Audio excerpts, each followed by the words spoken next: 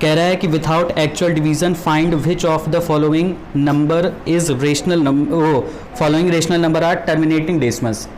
बिना actual division किए, बिना डिवाइड किए बताना है कि इनमें से कौन सा फ्रैक्शन या कौन सा जो रेशनल नंबर है वो टर्मिनेटिंग डेसिमल नंबर है। तो बिना फैक्टर वो बिना डिवाइड किए बताना है। तो जैसे सबसे पहले नंबर पर ही लिखा है 13/18, वो 80, इसका बताना है, बिना डिवाइड किए बताना है। तो मतलब कि जाहिर सी बात है कि हमको इसमें 80 से 13 को डिवाइड नहीं करना है। तो इसके लिए जो डिनोमिनेटर है, तो डिनोमिनेटर का पहले फैक्टर निकाल लेते हैं। 80 है तो इसका फैक्टर 2 × 2 × 2 × 2 × 5 ये निकलेगा। मतलब कि देखने से साफ साफ पता चल रहा है, और ये परसों प्रूफ भी करवाया था, कि अगर डिनोमिनेटर में 2 या तो 5 का केवल मल्टीपल हो तो वो वाली नंबर P/Q वाली रेशनल नंबर टर्मिनेटिंग होती। अगर इनके अलावा अगर कोई और नंबर का फैक्टर होता तब नॉन टर्मिनेटिंग हो जाती। तो इसका मतलब ये कैसी डेसिमल नंबर होगी? टर्मिनेटिंग डेसिमल नंबर होगी। तो जब टर्मिनेटिंग होगी तो इसका अगर रीज़न लिखना चाहो, अगर रीज़न कह दे लिखने के लिए, तो because the denominator of the given fraction is the multiple of 2 और 5 only, that's why the given P/Q the given rational number is a form of terminating decimal number. मतलब कि जो दी हुई रेशनल नंबर है उसका जो डिनोमिनेटर है, तो डिनोमिनेटर का केवल फैक्टर 2 या 5 ही है, उसके अलावा कोई भी दूसरा फैक्टर नहीं है, इस वजह से टर्मिनेटिंग है। बस इसके आगे सीधे सीधे लिख दिया जाएगा, ये टर्मिनेटिंग डेसिमल नंबर हो जाएगी। फिर इसके बाद 7/24, अगर इसका फैक्टर देखें तो 7 है, ऊपर वाले को तो फैक्टर करना नहीं होता, नीचे 24 है, इसका फैक्टर करेंगे तो 7/24 का फैक्टर 2 × 2 × 2 × 3 ये हो जाएगा। तो इसका जो फैक्टर है, तो इसका फैक्टर 2 या 5 के अलावा 3 का भी मल्टीपल आ रहा है, यानी कि जो 24 है वो 2 या 5 के अलावा एक 3 का मल्टीपल हो गया। तो इस 3 के मल्टीपल की वजह से ये जो डेसिमल नंबर है ये नंबर नॉन टर्मिनेटिंग हो जाएगी। मतलब कि अब इस 3 की वजह से ये जो नंबर है जब 24 से 7 को डिवाइड करेंगे तब ये पॉइंट के बाद ख़त्म नहीं होगी, कुछ ना कुछ आती ही रहेगी हमेशा, इन्फिनाइट नंबर ऑफ प्लेसेस तक। तो इस 3 की वजह से ये जो डेसिमल नंबर बनी, ये decimal number non terminating decimal number बनी। तो इस वजह से ये हो जाएगी नॉन टर्मिनेटिंग डेसिमल नंबर। ठीक, फिर इसी तरह से जैसे 5/12 लिखा है, तो नीचे जो 12 है वो 2 का तो फैक्टर है, मल्टीपल है, लेकिन एक 3 का भी मल्टीपल हो गया। तो 3 के मल्टीपल की वजह से ये भी नंबर नॉन टर्मिनेटिंग हो जाएगी। फिर इसके बाद 4th नंबर, ये भी नॉन टर्मिनेटिंग होगा, क्योंकि नीचे ये जो नंबर दी गई वो 3 का मल्टीपल हो गई, क्योंकि 375 3 से डिविजिबल है, इसलिए ये 3 का मल्टीपल है। फिर सेकंड नंबर में बताना है कि इसका जो डेसिमल एक्सपेंशन होगा, अगर इसका डेसिमल एक्सपेंशन होगा तो इसके डेसिमल एक्सपेंशन में ये जो इसका डेसिमल फॉर्म बनेगा वो कैसा डेसिमल फॉर्म होगा? टर्मिनेटिंग होगा कि नॉन टर्मिनेटिंग होगा, रिपीटिंग होगा कि नॉन रिपीटिंग होगा। तो जैसे 5/8 है, तो जैसा कि डिनोमिनेटर में इसके 8 दिया है, तो 8 2 का केवल मल्टीपल है, तो जब डिनोमिनेटर में 2 का मल्टीपल है तो इसका मतलब कि वो टर्मिनेटिंग हो जाएगा। सिर्फ 2 का मल्टीपल है तो टर्मिनेटिंग, तो मतलब कि पहला वाला जो होगा वो कैसा डेसिमल फ्रैक्शन हो जाएगा? Terminating decimal number. फिर दूसरे में ये 5 का केवल फैक्टर है, इसका डिनोमिनेटर 25, तो ये भी टर्मिनेटिंग हो जाएगा। तो ये फर्स्ट हो गया, ये सेकंड भी टर्मिनेटिंग हो गया। थर्ड वाले में डिनोमिनेटर 11 हो गया, तो ये 2 और 5 के अलावा किसी और नंबर का मल्टीपल आ गया, तो इसका मतलब ये कैसी नंबर हो जाएगी? Non terminating. तो पहली चीज़ तो कि नॉन टर्मिनेटिंग तो होगी ही होगी। अगर मैं रिपीटिंग या नॉन रिपीटिंग की बात करूं तो ये कैसी होगी? रिपीटिंग हो सकती है कि नॉन रिपीटिंग? रिपीटिंग ही होगी। और रिपीटिंग क्यों होगी? क्योंकि जब 11 से डिवाइड करोगे तब ये 10th डेसिमल प्लेसेस के बाद फिर रिपीट करना शुरू कर देगी। डेसिमल एक्सपेंशन इसका, अच्छा चलो इसको बाद में मैं बताऊंगा, लेकिन हाँ ये रिपीट करना शुरू कर देगी। और सोचो कि अगर ये नंबर नॉन टर्मिनेटिंग के साथ साथ नॉन रिपीटिंग हो जाती तो ये कैसी नंबर बन जाती? फिर इर्रेशनल। तब ये इर्रेशनल हो जाती। क्यों? क्योंकि तब इस कंडीशन में वो नॉन टर्मिनेटिंग भी हो जाती और नॉन रिपीटिंग भी हो जाती। तो इस चीज़ को याद रखना, जो पॉइंट के बाद टर्मिनेट ना करें ना तो रिपीट करें, तब समझ जाओ कि वही डेसिमल नंबर तुम्हारी इर्रेशनल नंबर है। और अगर ये इर्रेशनल होती तो इसको फिर P/Q के फॉर्म में, जैसा कि 3/11 लिखा है, लिख थोड़ी सकते फिर, क्योंकि देखो ये तो P/Q के फॉर्म में लिखा हुआ है। जब ये P/Q के फॉर्म में लिखा हुआ है इसका मतलब कि ये एक रेशनल नंबर है। तो जब ये एक रेशनल नंबर है तो जाहिर सी बात है कि ये अगर नॉन टर्मिनेटिंग है तो पक्का ये रिपीटिंग ही होगी। और अगर अभी भी डाउट हो तो अभी तो खूब टाइम है ही, तो एक बार डिवाइड करके भी चेक करोगे, देखना बड़ा पड़ेगा डिवाइड, लेकिन एक पर्टिकुलर प्लेस के बाद ये रिपीट करने लग जाएगी। 10 नंबर तक डिवाइड करोगे, पॉइंट के बाद 10 नंबर तक लेते चले जाओगे मैक्सिमम, उसके बाद ये रिपीट करने लगेगी, या तो उसके पहले भी हो सकता है रिपीट करने लग जाए। ठीक, फिर 5/13 ये भी नॉन टर्मिनेटिंग होगी और रिपीटिंग लिख सकते हैं, क्योंकि रिपीट कर सकती है, नॉन टर्मिनेटिंग तो है ही। 11/24 ये भी नॉन टर्मिनेटिंग, रिपीटिंग ही होगी। तो केवल अब नॉन टर्मिनेटिंग और टर्मिनेटिंग बताते हैं, ठीक, क्योंकि ये सारी की सारी रेशनल नंबर हैं। तो जब ये सब रेशनल नंबर है तो इसका मतलब कि ये कभी भी नॉन रिपीटिंग नहीं होगी, ये हमेशा रिपीटिंग होगी, तभी तो रेशनल हुई है। तो इसलिए इसमें सिर्फ टर्मिनेटिंग और नॉन टर्मिनेटिंग ही केवल बताते हैं। 261/400 ये कैसी होगी? टर्मिनेटिंग होगी कि नॉन टर्मिनेटिंग? इसका तुरंत डिनोमिनेटर में फैक्टर निकलना चाहिए, टर्मिनेटिंग, क्योंकि 400 का फैक्टर सिर्फ 2 और 5 होगा, इसके अलावा कोई दूसरा फैक्टर नहीं है इसका, इस वजह से ये टर्मिनेटिंग है। अगली वाली भी टर्मिनेटिंग, क्योंकि 625 है डिनोमिनेटर में, वो 5 का केवल फैक्टर है। फिर अब उसके बाद ये वाला क्वेश्चन सबसे ज़्यादा पूछा जाने वाला है, ये है सॉल्यूशन, इसको ध्यान देना। 3rd नंबर बहुत ध्यान देना। इसमें सबसे पहले सबसे आसान क्वेश्चन ये 0.2 बार, ठीक, 0.3 बार था तो उसको तो 1/3 हमको पता था, लेकिन इस तरह की बहुत सारी अनगिनत नंबर हैं, तो इनको कैसे P/Q के फॉर्म में चेंज करें उसको देखते हैं। तो 0.2 बार है, तो सबसे पहले पूरा सिस्टमेटिक तरीका ये इस यहाँ से नोट कर लेना। तो सपोज दैट x = 0.2 बार, हमने लेट कर लिया, लेट x = 0.2 बार।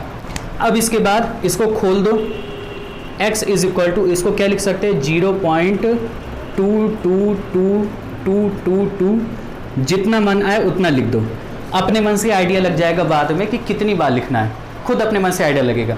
अगर ना आइडिया लग रहा हो तो जो नंबर रिपीट कर रही हो एटलीस्ट उसको 3 से 4 बार तो रिपीट करके लिख ही दो। यहाँ पर कम नंबर थी तो मैंने 6 बार रिपीट करके लिख दी, ठीक। अब इसके बाद ये बिल्कुल वैसे ही है जैसे तुम लोगों ने उसमें पढ़ा होगा पावर एंड एक्सपोनेंट में, कि अगर उसमें 10 से मल्टीप्लाई या 10 से डिवाइड करते तो पॉइंट किस साइड खिसकता है।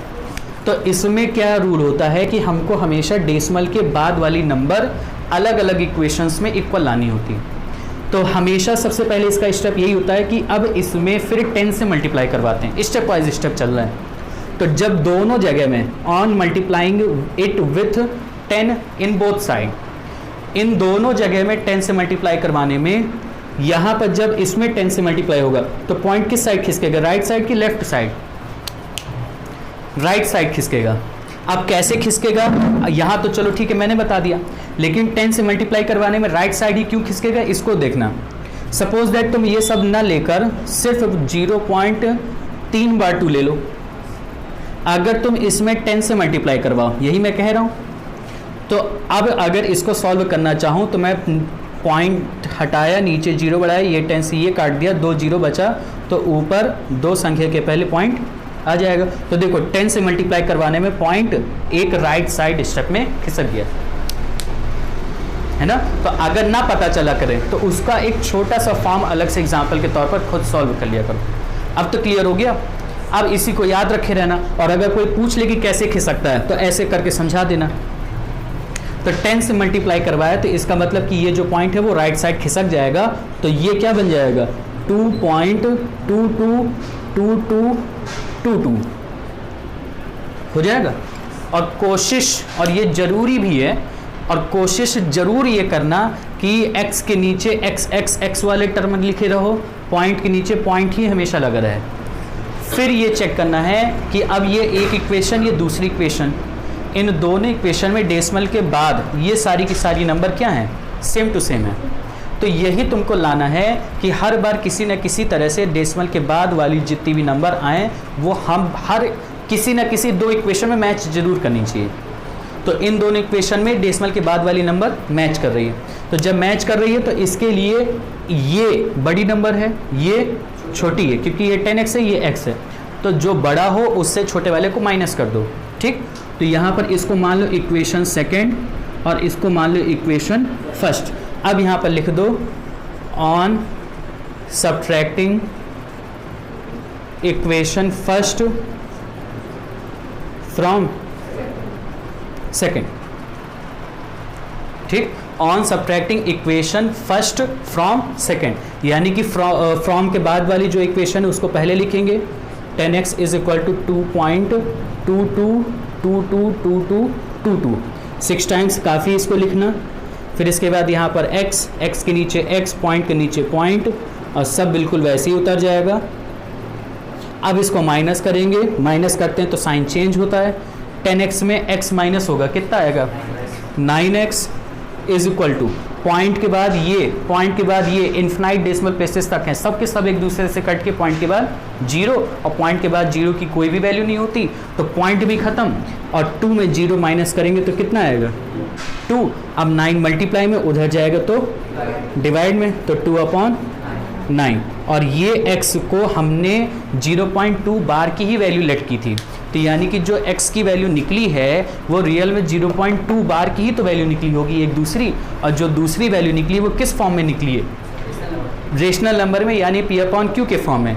तो यानी कि अब ये वाली नंबर p/q के फॉर्म में रिप्रेजेंट हो चुकी है। तो चेक कर लो, अपने मन से रफ में चेक कर लो, देखना यही आएगा।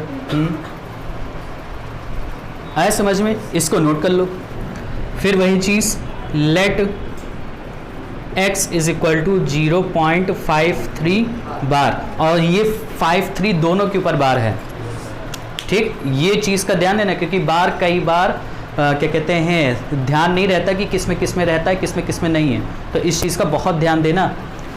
अब इसके बाद फिर वही चीज़ कि पहले स्टेप में तो इसको पूरा बार हटा के खोल लें, तो क्या बन जाएगा ये x इज इक्वल टू 0.53 और एक बार चलो अच्छा और लिख लो, 4 बार लिख लो इस बार बस, ठीक। मेरा वैसे 3 बार में भी काम चल जाता, ये प्रैक्टिस के ऊपर तुम लोगों के डिपेंड करने लगेगा कि कितनी बार लिखें तो काम चल जाए।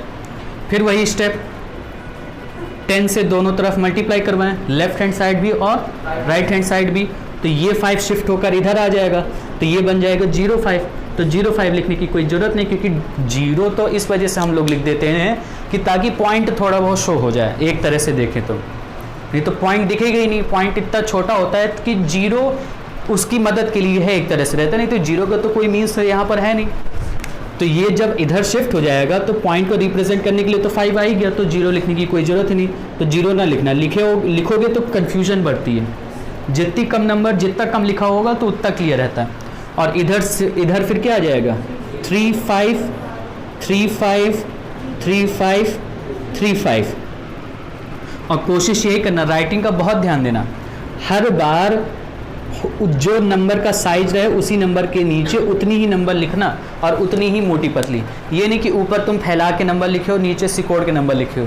जितना क्लियर खुद लिखोगे उतनी क्लियरली ये सॉल्व होगा। जितना इसमें तुमने राइटिंग ऊपर नीचे की, आगे पीछे नंबर खिसकाया इसका, तो उतना ही वो गलत होने के चांसेस बढ़ जाएंगे, क्योंकि एक दिमाग में पैटर्न सेट रहता है ना कि कैसे लिखा है, कैसे सॉल्व करें। तो वो पैटर्न में बिल्कुल सिस्टमैटिक तरीके से देखने में भी अच्छा लगेगा, जब कॉपी चेक होगी समझ में भी आएगा कि नहीं हाँ इसने तरीके से किया, ऐसे नहीं किया कि बस कर दिया। अब देखो, अब यहाँ पर देखोगे तो पॉइंट के बाद यहाँ 3 5 3 5 3 5 है, यहाँ 5 3 5 3 5 3 पॉइंट के बाद तो सेम नहीं है, तो जब सेम नहीं है तो फिर एक बार और स्टेप, अब 10 से और मल्टीप्लाई करवा दो तो ये बन जाएगा 100x, और यहाँ पर एक नंबर और पहले शिफ्ट हो जाएगी, तो 5 3 देखो 0 के नीचे 5 3, 5 के नीचे 3 और इसके लेफ्ट हैंड साइड में एक और खिसका दी। इतना मैं पहले से स्पेस लेकर चल रहा हूँ कि थोड़ा सा अगर खिसकाना पड़े तो मेरा मैनेज हो जाए। तो जब प्रैक्टिस करना तो इतना थोड़ा सा ध्यान देना। और फिर यहाँ पर पॉइंट, और यहाँ पर फिर क्या आ जाएगा 5 3 5 3 5 3 5 3 up to infinite decimal places तक। अब किन दो इक्वेशंस में ये जो डेसिमल के बाद वाली नंबर है ये मैच कर रही हैं? फर्स्ट और थर्ड। फर्स्ट में भी 5 3 5 3 5 3 है, थर्ड में भी 5 3 5 3 5 3 है। तो अब इसी को इक्वेशन मान लो, फर्स्ट और ये सेकंड इक्वेशन मान रहे हैं ना, है तो वो एक तरह से थर्ड ही, लेकिन जब तुमने यहाँ पर सेकंड रिप्रेजेंट नहीं की तो फिर इसको तुम क्या मतलब रिप्रेजेंट करने का। और अगर चाहो तो और लिख लो, अच्छा नहीं तो फिर कंफ्यूजन ही होगी। ये लो, अब ठीक है। अब यहाँ पर क्या हो जाएगा, on subtracting equation first from third, क्योंकि अब थर्ड वाली बड़ी हो गई तो थर्ड से फर्स्ट को माइनस करेंगे। अब थर्ड वाली इक्वेशन पहले लिखेंगे तो 100x इज इक्वल टू 53.535353 तीन बार ही लिख लो, अब जरूरत नहीं है। और फिर फर्स्ट वाली इक्वेशन x के नीचे x, इक्वल के नीचे इक्वल, पॉइंट के नीचे पॉइंट, जीरो उसके यूनिट प्लेस के नीचे, फिर वही चीज़ 5 3 5 3 5 3 up to infinite decimal places. और अगर तुम यहाँ पर एक एक्स्ट्रा 5 लिख दो और यहाँ ना लिखो तो भी काम चल जाएगा, कोई गलत नहीं है। फिर डेसिमल के बाद देखो सेम हो गई, फिर दोनों को माइनस करेंगे तो ये फिर पूरी की पूरी नंबर ये डेसिमल के बाद कट जाएगी। यहाँ पर बचेगा कितना 99x इज इक्वल टू 53, तो यानी कि x इज इक्वल टू 53/99, ये इसका आंसर हो जाएगा। तो यहाँ पर हो जाएगा 18.48 बार, ये हो गया। फिर वही चीज़ यहाँ पर फिर से इसको खोलें, डेसिमल एक्सपेंशन करें तो 18.48484848 इतने बार में मेरा 100% काम चल जाना है। 10 से मल्टीप्लाई करवाया तो 10x इज इक्वल टू 184.84848484। अभी भी डेसिमल के बाद सेम टू सेम नहीं हो रहा, तो एक बार और 10 से मल्टीप्लाई करवा दें तो क्या बन जाएगा यहाँ पर 100x इज इक्वल टू 1848 और फिर 484848। फिर वही स्टेप, ये फर्स्ट सेकंड ये थर्ड। अब थर्ड में फर्स्ट को माइनस कर देंगे क्योंकि डेसिमल के बाद 484848 है, तो यहाँ पर फिर वही line on subtracting equation first from second, वो फ्रॉम थर्ड। तो थर्ड में है 100x is equal to 1848.484848 3 times में लिख रहा हूँ, इतने में काम चल जाना है। और फिर इसके बाद यहाँ पर x इज इक्वल टू 18.484848, फिर इसको माइनस करेंगे तो यहाँ पर आ जाएगा 99x इज इक्वल टू, इसमें इसको माइनस करेंगे तो 0381, पॉइंट के बाद वाले सब खत्म, x इज इक्वल टू 1830/99। ये तो सही है। सिंपलेस्ट फॉर्म में निकालना है तो सिंपलेस्ट फॉर्म में निकाल लो, 3 से कट रहा है, 3 टाइम्स में 3 6 जा, 3 1 जा, 3 0 जा, यानी कि x इज इक्वल टू 610/33, ये इसका आंसर 0.00 सिर्फ 32 के ऊपर बार लगा है। पहले इसको डेसिमल एक्सपेंशन, अच्छा पहले let x is equal to 0.0032 bar, इसका डेसिमल एक्सपेंशन करें तो हो जाएगा x इज इक्वल टू 0.003232 और 32, इतना सफिशिएंट होगा। आप 10 से मल्टीप्लाई करवाएंगे 10x इज इक्वल टू 1 0 और यहाँ शिफ्ट हो जाएगा, तो 1 0 यहाँ पर शिफ्ट हो जाएगा तो डबल 0 आ जाएगा, तो डबल 0 का तो कोई मतलब होगा नहीं, तो फिर से 1 0 लिखा रहने देंगे, फिर पॉइंट यहाँ 0 3 2 3 2 3 2 3 हो जाएगा। अभी भी देखो डेसिमल के बाद वो सम नंबर सेम नहीं हुई, मैच नहीं की, फिर से एक 10 का और मल्टीप्लाई करवा देंगे, तो यहाँ पर क्या हो जाएगा 100x इज इक्वल टू, यहाँ पर एक और 0 आएगा तो भी 2 0 लिखने का फिर कोई मतलब नहीं, तो फिर से मैं चाहे तो केवल यहाँ पर 1 0 ही लिख सकता हूँ, और यहाँ पर क्या आ जाएगा अब शिफ्ट होकर 3 2 3 2 3 2 3 2। अभी भी देखोगे अगर तो पॉइंट के बाद decimal number same to same नहीं हो रही है ना, तो मतलब कि एक बार फिर से अभी करवाना होगा, तब तक करवाते रहना, फिर चेक भी करते जाना कि सेम तो नहीं हो रही, जब सेम हो जाए वहीं पर रुक जाना। तो यहाँ पर 1000x इज इक्वल टू, अब यहाँ पर क्या आ जाएगा 3.23232323। देखो अभी भी नहीं मैच हो रही, तो एक बार फिर से करवाएंगे, तो यहाँ पर क्या आ जाएगा 1 1 2 3 4 x इज इक्वल टू, अब ये 32.323232 और 32 अब मैच हो गई है ना, थर्ड इक्वेशन और फिफ्थ इक्वेशन। तो अब यहाँ पर 5 इक्वेशन डाल दो, ठीक, first second third fourth fifth. अब इक्वेशन थर्ड को इक्वेशन फिफ्थ से माइनस कर देंगे, तो फिर वही line on subtracting equation third from fifth, ठीक, पहले फिफ्थ इक्वेशन वाली लिखेंगे, यानी कि 10,000x इज इक्वल टू 32.3232। अब चाहे तो 4 बार लिख दो तो भी कोई दिक्कत नहीं, क्योंकि समझ में तो आ ही गया भाई आना, तो 4 बार लिख दो और इतने में काम चला लो। और फिर इसी तरह से ये थर्ड वाले में क्या है 100x है, तो 100x इज इक्वल टू 0.3232 और डेसिमल ऐसे ही रहेगा। अब इन दोनों को माइनस करेंगे, ये माइनस इसमें 100 माइनस करेंगे तो कितना आएगा 9900 है ना, इक्वल 32 में 0 माइनस होगा तो सिर्फ 32 ट्रांसपोज होकर उधर जाएगा, 32/9900। देखो ऊपर भी इवन नीचे भी इवन, दोनों किससे कट रहे हैं 4 से, बिल्कुल सही, 2 से तो कट ही रहे हैं लेकिन 4 से। अब ये ऐसा नहीं कि बिल्कुल छोटी छोटी नंबर से काटो, प्रैक्टिस अच्छी खासी हो चुकी होनी चाहिए इस समय तक, और जो बड़ी मिले काट दो। तो 4 से काटेंगे कितना आ जाएगा 8 जा, और 4 से इसको काटते हैं, देख लेते हैं उतना ही आ रहा है कि नहीं। 4 2 जा 8 19, 4 4 जा 16 30, 4 7 जा 28 20 और 4 5 जा 20। देखो 2475 आ गया। तरीका ये अच्छा था, लेकिन एक दूसरी तरफ माइंड डाइवर्ट करने का कारण ये था कि ताकि उधर भी थोड़ा कैलकुलेशन के लिए दिमाग रहे, ठीक। अब यहाँ पर इसका आंसर कितना आ जाएगा x इज इक्वल टू 8/2475।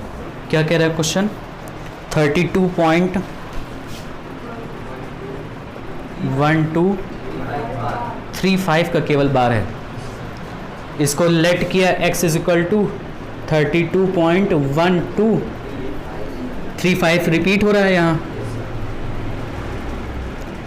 353535, और ये डॉट डॉट जरूर लगा देना, डॉट डॉट नहीं लगाओगे क्वेश्चन गलत, ये ध्यान देना, 100% गलत माना जाएगा, क्योंकि ये नॉन टर्मिनेटिंग है ना। चलो अच्छा, मैं इसको ना इरेज करके लेट वाले को अब ऊपर लिखे दे रहा हूँ, let x is equal to 32.1235 bar. ये अब पूरे स्टेप हो गए, ठीक। x की वैल्यू खोल ली, अब x की वैल्यू में मतलब कि इस इक्वेशन में 10 से मल्टीप्लाई करेंगे तो ये क्या हो जाएगा 321.235355, फिर 10 का और मल्टीप्लाई तो 3212.353535।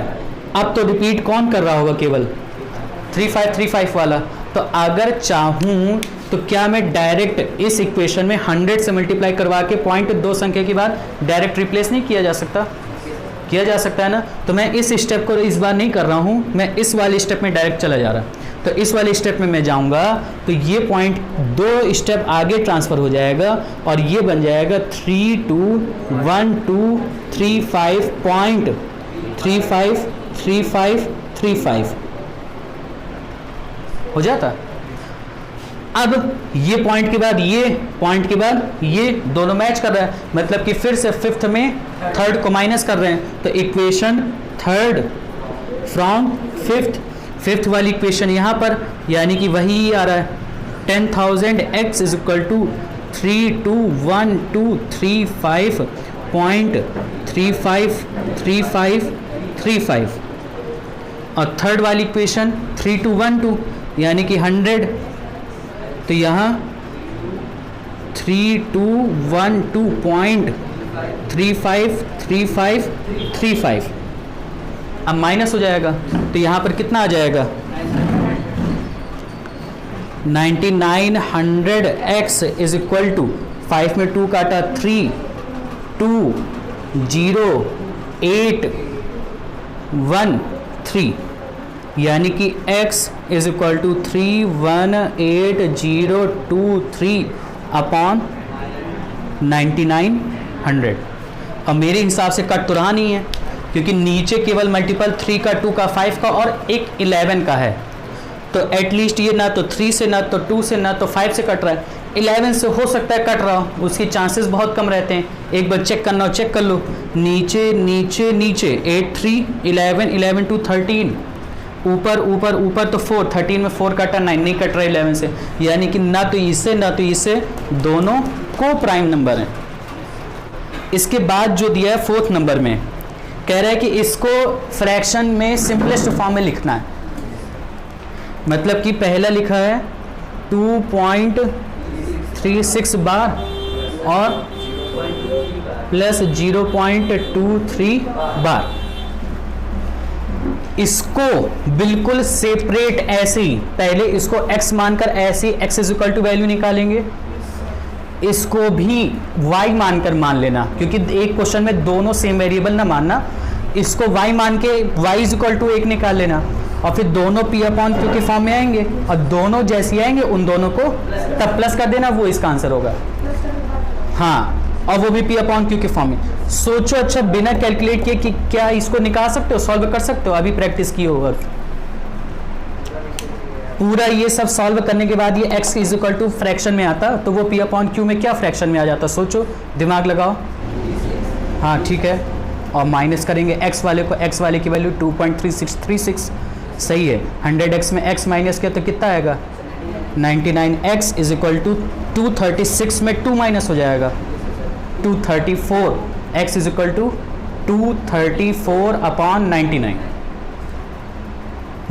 ये आएगा, तो इसका आ जाएगा 234 अपॉन 99 प्लस इसका और सिंपल है, 2 स्टेप तो खिसकना ही है, 100 आना ही है, 100 में 1 माइनस किया 99 और यहाँ पर कोई संख्या है नहीं कि जो 23 से माइनस हो, यानी कि सिर्फ दोनों का एलसीएम सेम रहेगा। कट रहा हो तो काट ना देना, क्योंकि देखो ये कट रहा है, पहले काट दोगे तो फिर एलसीएम लेना पड़ेगा, फिर दिक्कत होगी, बड़ा पड़ेगा, इसलिए कट रहा हो तो ना काटना, क्योंकि एलसीएम में ऐसे ही बने रहने देना। अब इसके बाद दोनों ऊपर ऊपर के प्लस हो जाएंगे तो 257 अपॉन 99 इसका आंसर।